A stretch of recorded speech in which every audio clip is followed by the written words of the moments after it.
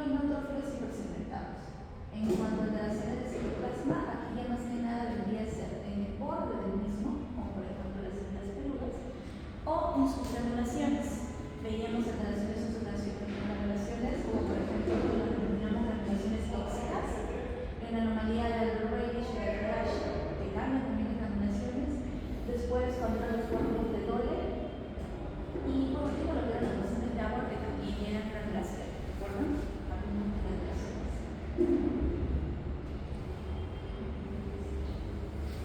Entonces, cuando tenemos a los linfocitos activados, estimulados o reactivos, recuerden que típicos ya no se les llama, es muy usado va a ser característico de reconocerlo y usualmente este es un linfocito. ¿Ven la diferencia? Pareciera que fuera un monocito, ¿no es cierto? Si yo lo viera así, pareciera que fuera un monocito, ¿no? Pero el monocito normalmente no tiene la cromatina tan condensada como estos.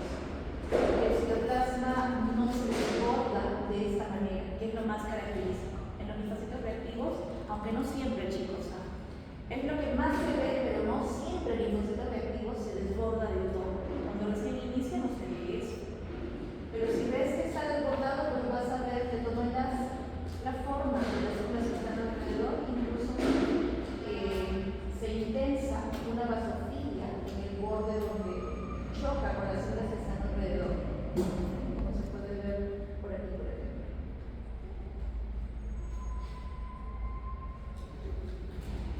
¿Qué más lo ves? Cromatina poco densa y citoplasma abundante que se adapta a las energías. En la zona de contacto de los linfocitos activados con las energías, el citoplasma presenta mayor basofilia. Recuerden que son las células en el velocidad y característicos de mononucleosis infecciosa. Ese es uno de tantos. Por ejemplo, ahora hemos visto a pacientes con dengue, usualmente vemos linfocitos reactivos por la misma infección viral. Linfocitos con núcleos medianos. Si vamos a ver núcleos medianos, esto va a ser característico de patología en linfocitos. Porque si lo vemos en serie granulocítica, yo sí puedo ver abastonados en serie granulocítica. Entonces, ¿dónde va a ser raro que yo encuentre núcleos mediados? En los linfocitos. ¿Cómo se puede ver? Eso no es usual, ¿correcto? También conocidos como centrocitos, son típicos de los linfomas linfocíticos en fase leucémica y pueden encontrarse en leucemia biológica. Leucocitos mononucleares con núcleo cerebriforme, característico de las leucemias linfocíticas crónicas y el síndrome de César. Lo que yo veo es que los bordes del núcleo se tornan como medio ameboide o cerebroide, como les decía, la característica. Ahora, profesora, yo puedo encontrar signos patológicos y de verdad te encuentras con uno. O en otras infecciones clínicas que puede pasar, no hay problema. Lo normal sería que lo encuentres en la mayoría de las células. ¿Sí? Linfocitos cerebrofólicamente modificados, si se encuentran en el sanguíneo, se les llaman células neutrales. Presentes en el síndrome de César y se producen en el músculo de micosis pneumocóide, que puede desarrollarse en el linfoma de células T y aparece como la linfoma pruriginosa crónica, el síndrome de César y la fase leucémica de este linfoma. Luego están los neutrófilos con dos lóbulos. Yo quiero tener algo de cuidado, ¿no? Porque normalmente yo le diría a este neutrófilo que está pasando de banda segmentada, ¿correcto? Van a haber situaciones donde tú encuentres que hay neutrófilos que están pasando de bastones segmentados, pero tienes que evaluar bien qué características tienen. Yo veo el núcleo de esta célula, la veo muy teñida, voy a decirlo así. O sea, ¿qué quiere decir, profesora? Que la veo muy condensada para ser un bastón. Igualmente, no se observa muy bien la imagen, pero no le veo las granulaciones comunes, ¿no? U otros, no veo segmentos. Sea esta situación, sea esta, o cualquiera de estas, por ejemplo, se les llama hiposegmentados. Profesora, pero yo veo dos segmentos. Es que para un neutrófilo no es común que tú encuentres dos segmentos. Deberías encontrar más, ¿correcto? Siempre te dice que va de 3 a 5. Entonces, debes evaluar cómo se ven los segmentos, debes evaluar las granulaciones en citoplasma y la condensación de la cromatina. ¿Ya? Asociada con el receptor de la proteína B de la lámina nuclear, granulocitos maduros presentan dos lóbulos con forma de anteojos, como se ven esas formas características. Algunas veces con núcleo uniloculado, ¿no? Como se observa acá, por ejemplo. Aquí también ves uno y está bien condensado, aunque ahí se observan las repeticiones. Puede presentarse en todos los granulocitos, pero es más frecuente en neutrófilos. Cromatina más condensada que los neutrófilos abasculados, ese es muy dominante, y puede haber un falso pétalo, ¿no? Que viene a ser una alteración celular, asociado a enfermedades intestinales tóxicas y eventualmente en inducción en hemorroides crónicas y síndrome mielodisplásico. Ahí vemos la diferencia entre una cromatina menos humosa y el tamaño de los lóbulos es asimétrico. O sea, que puede ser un ahí la podemos tener granulaciones y en este caso del falso Berger, aquí sí observamos granulaciones citoplasmáticas. O sea, que la granulación es siguiente. Buenos días. Estos sí son neutrófilos hipersegmentados, se entiende que van a ser más grandes, pero también a salida del lóbulo, pues las citoplasmas. También llamados cleocariocitos, ¿dónde lo hemos visto? ¿Asociado a qué? ¿Dónde hemos visto la característica de su, o mejor dicho, su presentación? Que ya hemos estudiado.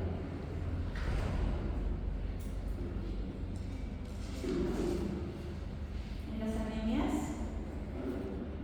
megaloblásticas. Recuerden que la anemia megaloblástica cursa con displasia, alteración en el proceso de la maduración. Normalmente cursa con displasia, displasia en la serie roja. Pero si ya hay displasia en la serie, pues afecta a las otras series. Entonces puedes encontrar también displasia en serie blanca y displasia en serie plaquetaria. ¿Qué pasa si hay displasia? ¿Qué quiere decir? Que no completan sus características de maduración de forma normal. Por ende, el sistema entiende que están falladitos, podría decirlo así. Y como están fallados a mitad de ciclo, ¿qué pasa? Tienen que ser destruidos, sacrificados, ¿correcto? Y por lo mismo es que baja la cantidad de células. Si se empiezan a destruir neutrófilos, baja la cantidad de células.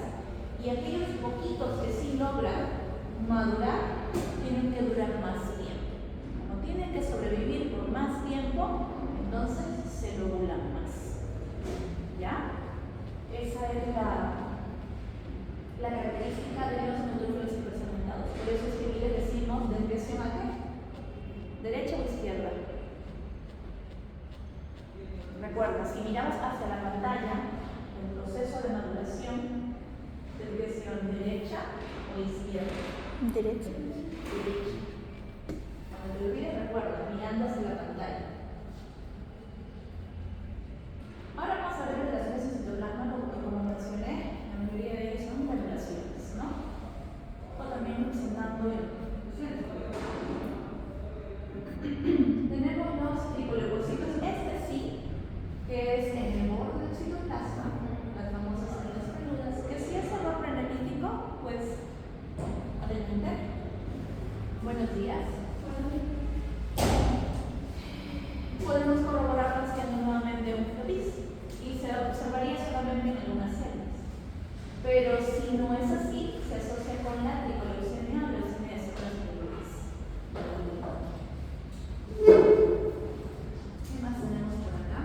En cuanto a las granulaciones, estas mismas granulaciones que posee el neutrófilo se van a engrosar. ¿Ante qué? Ante episodios infecciosos, por ejemplo, ¿no? Aumento del tamaño y de la intensidad de la propagación de los gránulos, de los neutrófilos y de los granulocitos en general. Se entiende que debería de poder darse en cualquiera de los tres granulos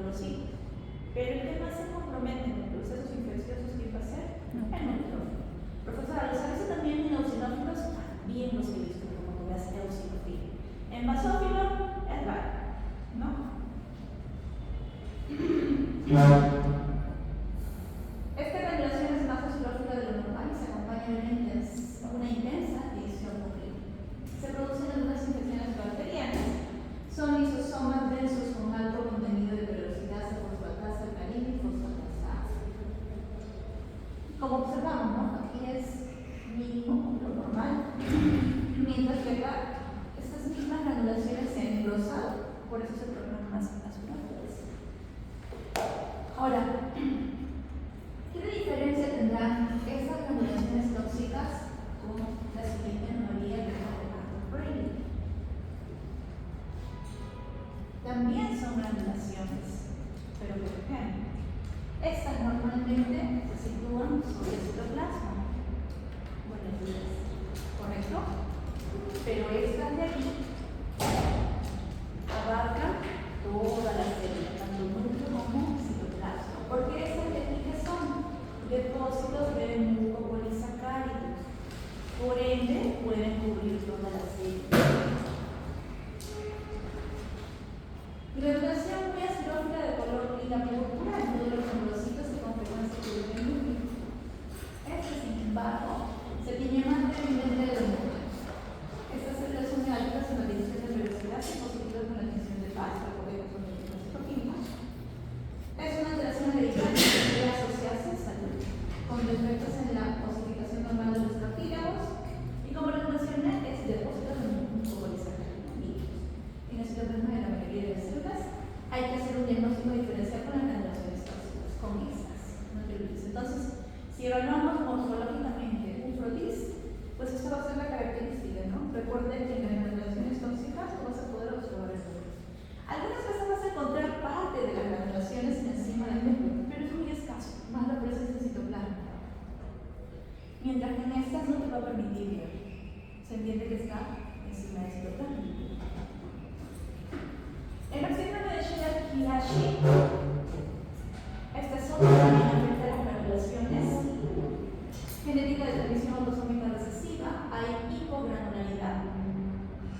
Si te das cuenta, las granulaciones ahora son gigantes, pero son pocas, ¿correcto? Esto es el imeloide. Ahora, hay un falso Shiller-Higashi, que aparece como grandes inclusiones citoplasmáticas meloides, se considera un signo mielodisplásico, pero no hereditario. ¿Eso cuándo pasaría? Cuando lo vemos asociado a síndromes mielodisplásicos, pero que no es hereditario. ¿Ya? Normalmente el síndrome de Shiller-Higashi, que causa esto común, sí viene a ser es una enfermedad genética.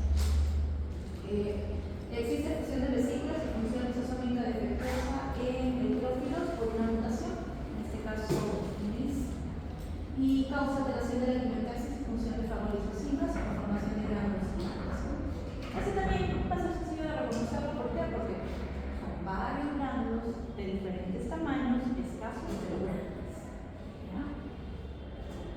¿Ves la diferencia de ese tamaño de gránulos con los gránulos normales? Incluso la diferencia con las granulaciones tóxicas. Son gigantes, muy difícil. Luego tenemos los neutrófilos con cuerpos de doble. Como vemos aquí, como vemos aquí. Es el retículo endoplasmático globuloso dispuesto de forma paralela en el citoplasma. Los cuerpos de doble son zonas ovaladas de color azul pálido y de situación excéntrica, que se observan en el interior de los neutrófilos. Contienen ARN de color azul pálido y pueden aparecer en trastornos congénitos como la anomalía de Williams, o también adquiridos como en el curso de infecciones o tras el tratamiento con fármacos citostáticos. Estos neutrófilos anómalos suelen asociarse a cromogenia. Con la anomalía de Williams observamos lo que es cromogenia. Y los masones de agua que ya los habíamos visto, ¿correcto? Recuerden que es el acúmulo de granulaciones. Agrupaciones de gránulos pero primarios. Y en este caso, pues van a ser humanos. Porque ¿dónde los vamos a encontrar? Mayormente en los blastos. ¿Y los blastos deberían tener granulaciones? No. Se tienen de ahí. No es que se adoptan. Se adoptan en forma de azúcar y se tienen de color rojo violáceo. Se encuentra en el citoplasma de los blastos de leucemia mieloide. ¿Qué quiere decir, profesores? Que si yo veo recuerden que siempre, ante la presencia de un blasto, yo no le puedo dar nombre y apellido. Solamente lo reporto como blasto, porque puede ser de cualquier línea. Por lo tanto, si yo observo un blasto, tiene todas las características de un blasto, tiene botes nucleolos, relación de citoplasma baja, cromatina laxa, citoplasma sin anotaciones, vamos a decir así, no tiene anotaciones.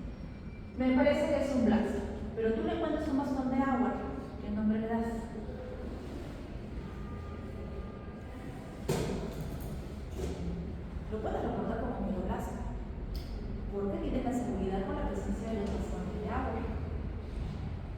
¿Correcto? Pero de todas maneras, ¿cuál es mi consejo? Siempre reporta todo como blastos, no tengas problemas. Por una observación, y si ves presencia de bastones de agua, se observan bastones de agua en los blastos. Nada más. No compliques mucho la vida cuando son ese tipo de casos, porque si el clínico no maneja mucha información, vas a tener que despejar sus dudas. Si tú no manejas mucho la información, solo te acuerdas lo que te enseñó tu profesor el día de hoy y no puedes explicar más porque no te acuerdas, entonces se van a complicar para ellos. Reporta tal cual. ¿Ya? Sin comprometerte mucho, vamos a decir así. Pero si ya tienes tiempo y experiencia, no tengas miedo, arriesga. Porque recuerda que detrás de este caso está la vida de un paciente y puede ser de mucho apoyo.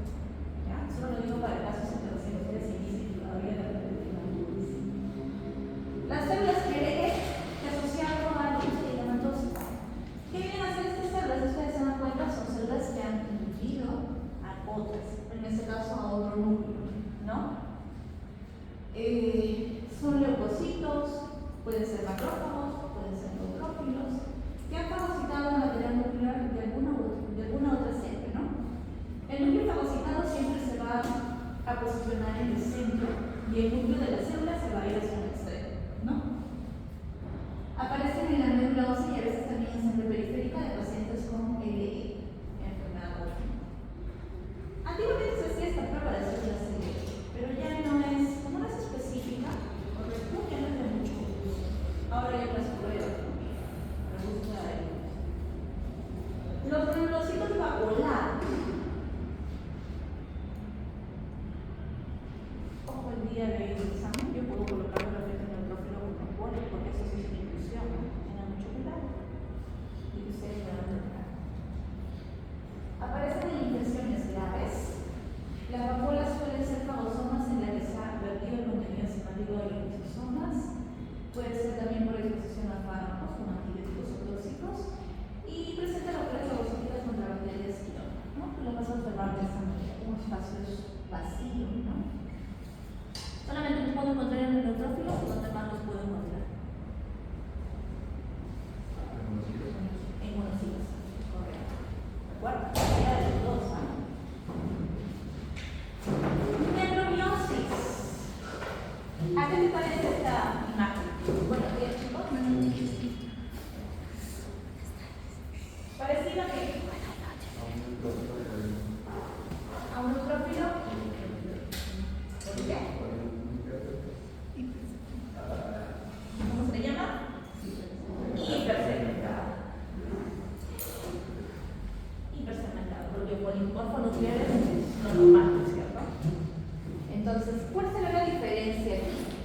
Tiene un parecido, profesora, hipersegmentado, pero la diferencia, mira, acá de repente la imagen no se ve muy bien, pero acá sí. ¿Qué le ves diferente? Que no hay granulaciones. una llama y granulación, ya muy bien, aparte los hilos de cromatina. Ya no vemos los hilos de unión de cromatina, ¿correcto? Por eso se entiende que es un núcleo estallado. ¿Ya? Esa es la diferencia para que conozcan la neurobiología. Simplemente este ya pasó a mejor vida, ¿no? Entonces sí. Por último, evaluar la presencia de células inmaduras o juveniles. Miren, por ejemplo, ese es el caso de leucemia.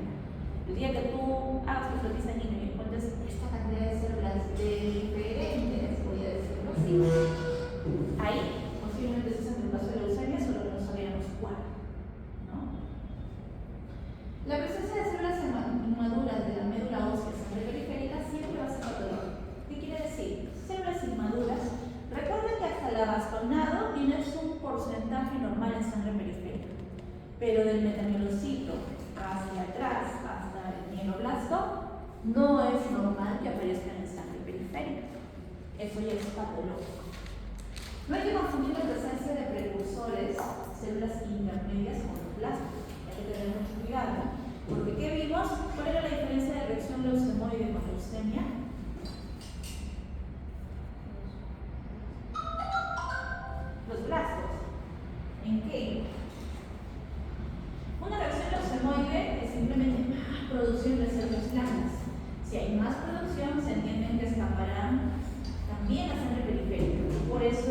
hasta para algunos precursores, pero no quiere decir que sea maligno. ¿Hasta qué precursor puedes encontrar?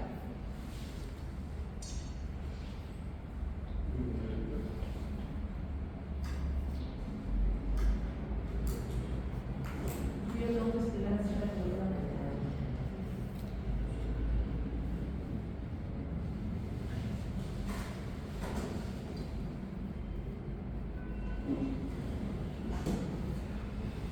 Siempre acuérdate de tu proceso de maduración.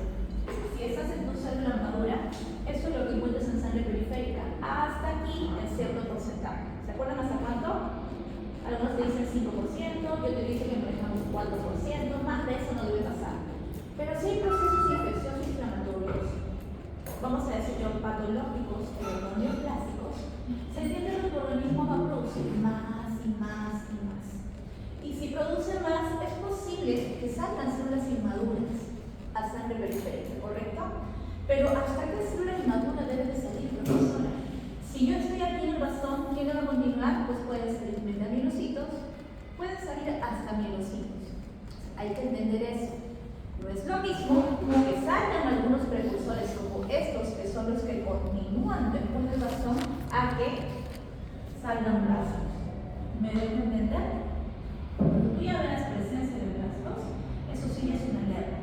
¿Qué te dice la reacción del sigmoide? Que al menos no debe de pasar del 5% de blastos, aunque usualmente no debería haber, ¿correcto? Te pone un rango, pero no debería haber.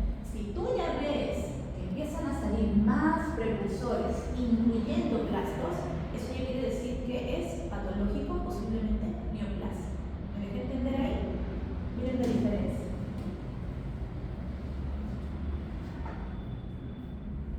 Entonces terminamos con esa última parte para pasar a los exámenes.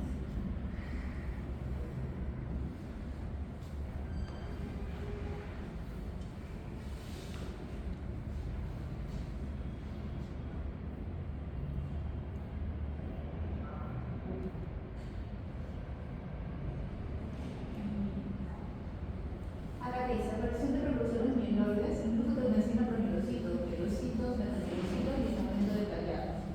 Suele ir unida a una leucocitosis con neutrofilia.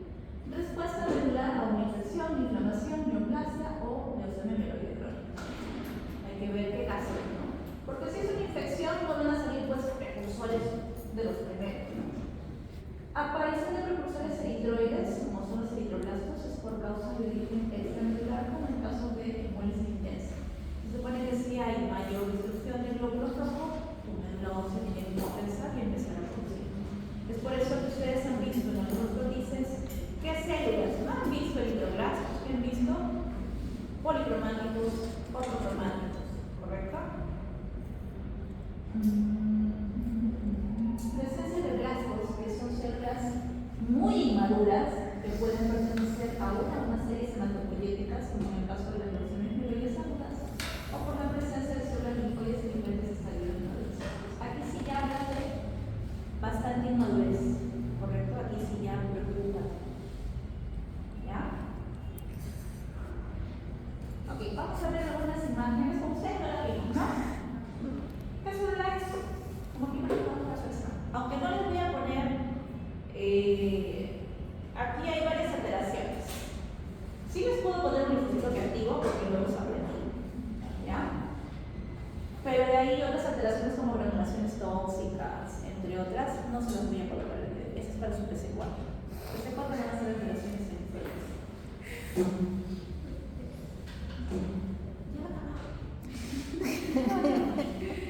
Empezamos reconociendo qué célula es o qué células son. Linfocitos reactivos.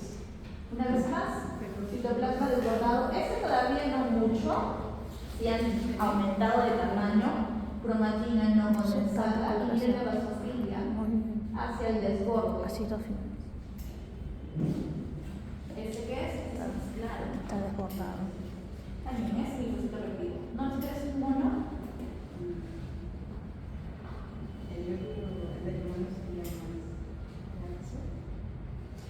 Se ve así, el núcleo del monocito no es tan condensado. Aunque recuerden que el linfocito reactivo también no es condensado.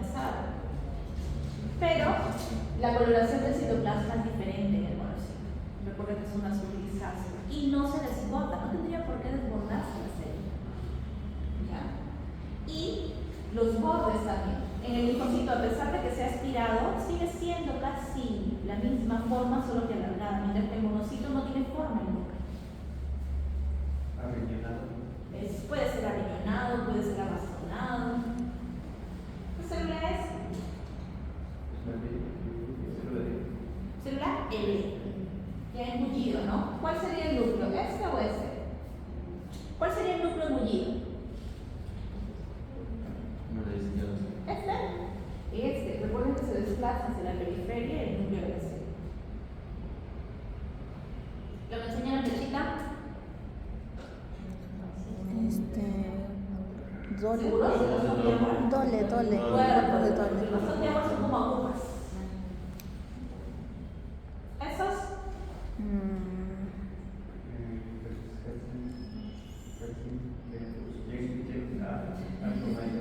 Puede ver que tenían granulaciones, pocas granulaciones y gigantes. Síndrome Buschera gigante. Y este de aquí evalúa. ¿Yo puedo observar los núcleos? Sí. Yo puedo observar los núcleos. Las granulaciones más que nada se acentúan en el citoplasma. Igual aquí, ¿no? Hay unas granulaciones sobre el núcleo, pero son escasas. ¿Qué será? ¿Granulaciones tóxicas o alderroy? Alderrele. ¿Segura? Granulaciones. Incluso son más azurófilas las granulaciones. Las de alderroy como que no se ven igual. ¿Es eso? Bastón de agua. ¿Qué célula es entonces? ¿Qué es un brazo? ¿Eso? Mieloblasto. Entonces vamos a ir a la carita de Milorito, de la huella de Milorito. Parece la carita de Mickey Mouse. Sí, ¿no? ¿Qué viene a ser? Necrobiosis. Es normal que tú de repente en tu barrido de tu proteína sanguíneo encuentres uno, encuentres dos, pero si encuentras varios, ¿qué quiere decir? Es un bien. Ahí viene la normalidad. Se acabó. ¿Qué es eso?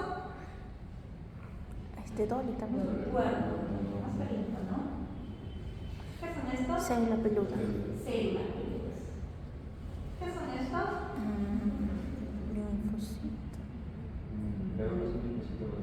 Linfocito. Linfocitos. Vacuolado. Todos en general. Los que tienen vacuolas. Ahorita, acá hay uno, pero todos son linfocitos reactivos.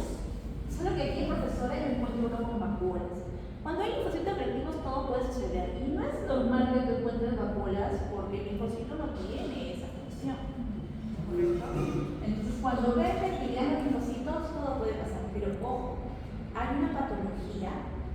En el caso de las leucemias linfocíticas, hay diferentes clasificaciones. Una de ellas es la clasificación FAP, que clasifica a las leucemias linfocíticas en tres: LL1, LL2, LL3.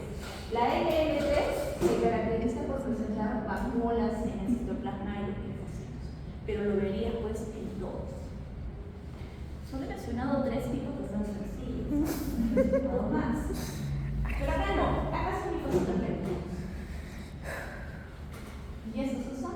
Reactivos también. También igual, reactivos. ¿Y ese qué es? Monolobulado. No, bilobulado. De anteojo. Célula de anteojo. Anomalía del Pelker, ¿no? Pues, nombre raro. ¿Y esta? Primero esta. Ese es un equinocito. Un equinocito. No. Estamos viendo el blanco. Ah, ya. Pero sí, los rojos están pegados. Es decir, los filos segmentados, pero ¿qué tienen? Vacuolas. ¿Y este? Son monocitos. ¿Y qué tienen? Vacuolas. Solo recuérdate que cuando el monocito tiene presencia de vacuolas, sí se deforma. ¿Te explicas? Pero mientras no tuviera ninguna inclusión, ¿cuál estaría presente?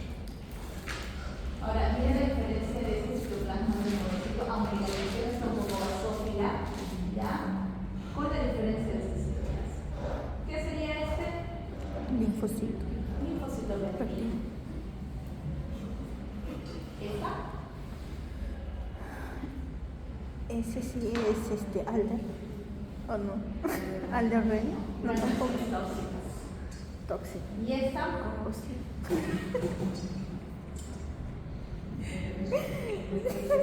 Perfecto. Ajá. Este sí es hipoglobulado, ¿no es cierto? Y estos, siempre lo nombro al final. Blastos.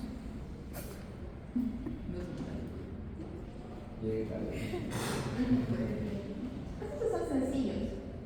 ¿Qué son? ¿Sabes por qué te lo pongo? Porque estamos viendo blancos. Y tú te puedes confundir con que son blancos. ¿Son blancos? Célula plasmática. No hay granulaciones en citoplasma. Y el citoplasma está polinormal. Puede ir oyendo sangre. Ten cuidado. El del signo de ajedrez. Ok, ¿cómo sería? El signo del ajedrez. No. El hidrolato policromático. Policromático. Y este, yo tiene poquitito, así que ya es ortocromático. ¿Por qué te lo pongo? Porque como estamos viendo puros blancos, seguro que me vas a decir linfocito. ¿O no? Y este, Un blasto.